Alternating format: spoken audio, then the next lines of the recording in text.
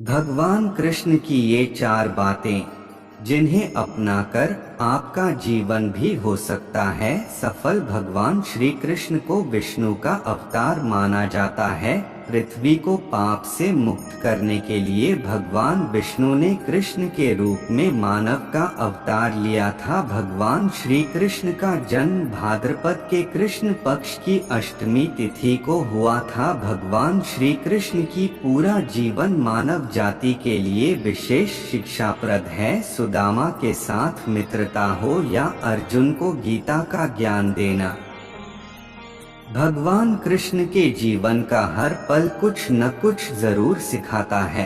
भगवान श्री कृष्ण का पहला बात, मुश्किल में लोगों के साथ खड़े रहें।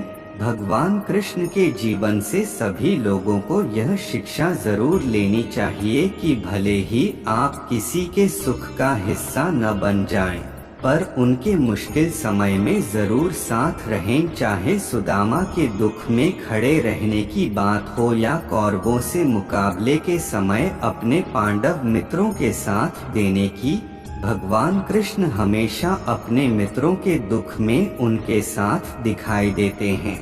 भगवान श्री कृष्ण का दूसरा बात, दिल से दोस्त बनाएं, हैसियत देखकर नहीं। भगवान कृष्ण द्वारका के राजा थे, लेकिन जब गरीबी की स्थिति में उनके बचपन के मित्र सुदामा उनसे मिलने आए तो श्री कृष्ण ने न सिर्फ उनका विशेष आदर सत्कार किया, साथ ही अपने आंसुओं से उनके चरण धोए। श्री कृष्ण एक राजा थे और सुदामा भिक्षु ब्राह्मण, पर उन्होंने इन सब से ऊपर बचपन की मित्रता को रखा। भगवान श्री कृष्ण का तीसरा बात, धर्म का मार्ग पर चलें। भगवान कृष्ण हमेशा से धर्म के मार्ग पर चले और अन्य लोगों को भी इसी मार्ग पर चलने की प्रेरणा दी। महाभारत के युद्ध में विशाल कौरव सेना से मुकाबला करने के लिए 5 पांडव के साथ भगवान कृष्ण खड़े रहे, क्योंकि पांडव हमेशा धर्म के मार्ग पर चलने वाले थे। आखिर में इस भयंकर युद्ध में जीत धर्म की ही हुई। यही कारण है कि सभी ग्रंथ लोगों को धर्म के मार्ग पर चलने की प्रेरणा देते हैं।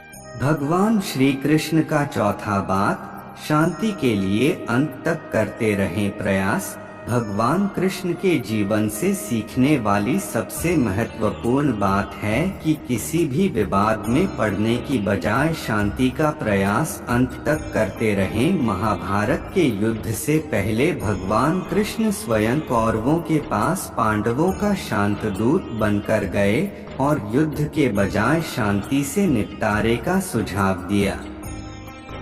हालांकि अधर्म के मार्ग पर चलने वाले कौरवों ने इस प्रस्ताव को ठुकरा दिया, नतीजतन कौरवों का सर्वनाश हो गया।